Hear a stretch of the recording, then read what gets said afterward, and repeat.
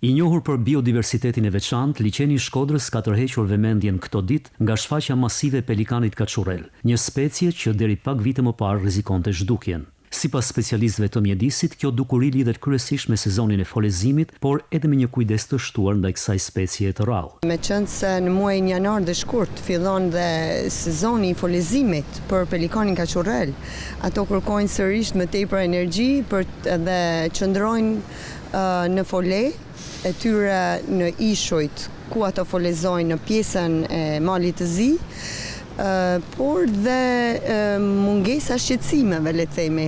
Ato janë bërë shumë miqësore edhe me peshkatarët, cilët vetë ato i ushqejnë, prandaj edhe kohët e fundit shohim edhe shtim të prezencës së pelikanit, po kjo nuk do të thotë se është shtimi i numrit të individëve të pelikanit. Nga censi i fundit realizuar në pjesën shqiptare dhe malazeze të liçenit, janë regjistruar rreth 150 individ të pelikanit kaçurrell. Ky zhvillim konsiderohet një tregues pozitiv i përmirësimit të ekosistemit. Megjithatë, sipas ekspertëve, shumë prej specieve të shpendëve ujor në ligatinat e Shkodrës vijojnë të jenë të rrezikuara. Janë rreth 280 lloje shpendësh, ndër këto 168 janë të kërcënuara. Edhe pse kohët e fundit vërehet një rritje pranisë së shpendëve ujor në liçenin e Shkodrës dhe lumin Buna, të dhënat nga monitorimet tregojnë se ende nuk është arritur niveli mesatar i 2 dekadave të fundit. Kjo dëshmon se përveç ndalimit të gjuetisë, faktorë të tjerë si ndotja, ndryshimet klimatike dhe degradimi i habitateve natyrore vijojnë të luajnë një rol kyç në dinamikën e popullatave të shpendëve ujor.